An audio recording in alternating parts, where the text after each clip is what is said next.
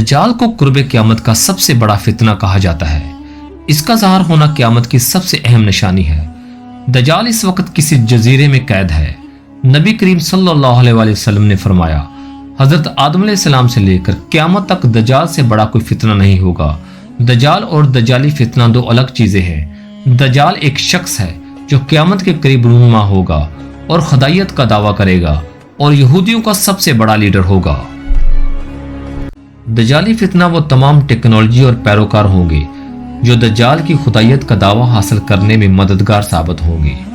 احادیث میں دجال کی جن علامات اور غیر معمولی قوتوں کا ذکر ہے، اگر ہم ان کو بغور جائزہ لیں تو دور جدید میں ٹیکنالوجی انہی دجالی قوتوں کا اظہار ہے جو دجال کا رستہ ہموار کر رہی ہیں۔ شیطانی طاقتیں چاہتی ہیں کہ دجال کے آنے سے پہلے دجالی نظام قائم ہو جائے اور پوری دنیا کا نظام ان کے کنٹرول میں ہو، تاکہ جیسے ہی دجال ظاہر ہو وہ نہ صرف عالمی حکمران بن کر انسانیت کو غلام بنا لے بلکہ خدائی کا دعویٰ کر کے پوری دنیا سے اپنی پرستش بھی کروائے۔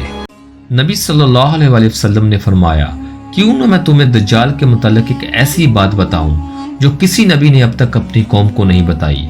وہ کانا ہوگا، جنت اور جہنم جیسی چیز لائے گا، بس جسے وہ جنت کہے گا در حقیقت میں وہی دوزخ ہوگی، اور میں تمہیں اس کے فتنے سے اس طرح ڈراتا ہوں جیسے نوح علیہ السلام نے اپنی قوم کو ڈرایا۔ دجال اولاد آدم میں سے ایک شخص ہوگا جسے اللہ تعالیٰ کچھ ایسی طاقتیں دے گا جو اس کے سوا نوح بشر میں کسی کو حاصل نہیں ہوئی۔ اللہ تعالیٰ ان لوگوں کی آزمائش و امتحان کے لیے اسے یہ طاقتیں عطا فرمائے گا۔ احادیث کی کتابوں میں ذکر ہوا ہے کہ حضرت فاطمہ بنت قیس سے روایت ہے کہ ایک دفعہ حضور صلی اللہ علیہ وسلم نماز کے بعد ممبر پر تشریف لائے اور فرمایا کہ تمیم داری پہلے ایک نصرانی آدمی تھے، وہ آئے اور مسلمان ہو گئے اور مجھ سے ایک قصہ بیان کیا جس سے تم کو میرے اس بیان کی تصدیق ہو جائے گی جو میں نے کبھی دجال کے متعلق تمہارے سامنے بیان کیا تھا۔ تمیم داری نے بتایا کہ وہ ایک بڑی کشتی پر سوار تھے جس پر سمندر میں سفر کیا جاتا تھا، اور ان کے ساتھ قبیلہ لخم اور جزام کے 30 آدمی سوار تھے۔ سمندر کا طوفان 1 ماہ تک ان کا تماشا بناتا رہا۔ آخرکار سمندری سفر کے دوران مغرب کی جانب ایک جزیرے پر ان کی نظر پڑی، جس کو دیکھ کر وہ بڑے مسرور ہوئے اور چھوٹی کشتیوں میں بیٹھ کر اس جزیرے پر اتر گئے۔ جب وہ اس جزیرے پر گئے تو ان کو جانور کی شکل کی ایک چیز نظر آئی جس کے سارے جسم پر بال ہی بال تھے۔ لوگوں نے اس سے کہا، کمبخت تو کیا بلا ہے؟ اس نے کہا، میں دجال کا جاسوس ہوں۔ اس گرجے میں چلو، وہاں ایک شخص ہے جس کو تمہارا بہت انتظار ہے۔ ہم جلدی سے اس گرجے میں پہنچے تو ہم نے ایک بڑا قوی ہیکل شخص دیکھا۔ اس سے قبل ہم نے کبھی کوئی ایسا انسان نہیں دیکھا تھا۔ اس کے ہاتھ گردن سے ملا کر اور اس کے پیر گھٹنوں تک لوہے کی زنجیروں سے نہایت ہی مضبوطی سے جکڑے ہوئے تھے۔ ہم نے اس سے کہا، تیرا ناس ہو، تو کون ہے؟ تم کو میرا پتہ لگ ہی گیا، اب تم بتاؤ تم لوگ کون ہو؟ انہوں نے کہا، ہم عرب کے باشندے ہیں، ہم ایک بڑی کشتی میں سفر کر رہے تھے، سمندر میں طوفان آیا اور 1 ماہ تک رہا، اس کے بعد ہم اس جزیرے میں آ گئے۔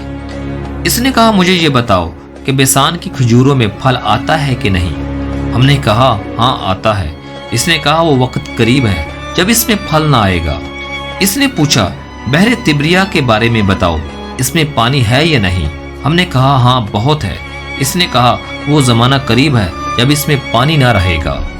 پھر اس نے پوچھا، زگر کے چشمے کے بارے میں بتاؤ، کیا اس میں پانی ہے یا نہیں؟ اور کیا اس بستی کے لوگ اس کے پانی سے کھیتوں کو سراب کرتے ہیں؟ ہم نے کہا، اس میں بہت پانی ہے اور لوگ اس کے پانی سے کھیتوں کو سراب کرتے ہیں۔ پھر اس نے کہا، نبی امی کا کچھ حال سناؤ۔ ہم نے کہا، وہ مکہ سے ہجرت کر کے مدینہ تشریف لے گئے۔ اس نے پوچھا، کیا عرب کے لوگوں نے اس کے ساتھ جنگ کی؟ ہم نے کہا، ہاں۔ اس نے پوچھا، اچھا تو پھر کیا نتیجہ رہا؟ ہم نے بتایا، وہ اپنے گرد و نواح پر غالب آ چکے ہیں اور لوگ ان کی اطاعت قبول کر چکے ہیں۔ اس نے کہا، سن لو، عرب کے لوگوں کے حق میں یہی بہتر تھا کہ وہ لوگ ان کی اطاعت قبول کر لیں۔ اور اب میں تم کو اپنے متعلق بتاتا ہوں، میں مسیح دجال ہوں، اور وہ وقت قریب ہے جب مجھ کو یہاں سے باہر نکلنے کی اجازت مل جائے گی۔ میں باہر نکل کر تمام زمین پر گھوموں گا اور 40 دن کے اندر اندر کوئی بستی ایسی نہ رہے گی جہاں میں نہ جا سکوں گا سوائے مکہ اور مدینہ کے۔ ان دونوں مقامات پر میرا داخلہ ممنوع ہے۔ نبی صلی اللہ علیہ وسلم نے اپنا عصا مبارک ممبر پر مار کر فرمایا، یہ طیبہ ہے، میں تم کو بتایا کرتا تھا نہ دجال شام کے سمندر میں ہے اور نہ ہی یمن کے سمندر میں، بلکہ وہ مشرق میں ہے۔ اور نبی صلی اللہ علیہ وسلم نے مشرق کی طرف ہاتھ سے اشارہ فرمایا۔ حضرت تمیم داری اور ان کے ساتھیوں نے جس جزیرے پر دجال سے ملاقات کی تھی، اس کا علم آج تک کسی کو نہیں ہو سکا، لیکن اس کے بارے میں بہت سارے دعوے کیے گئے ہیں کہ وہ پورا اسرار جزیرہ کہاں ہے۔ مزید احادیث میں آتا ہے کہ دجال کو زمین اور آسمان پر غلبہ حاصل ہوگا۔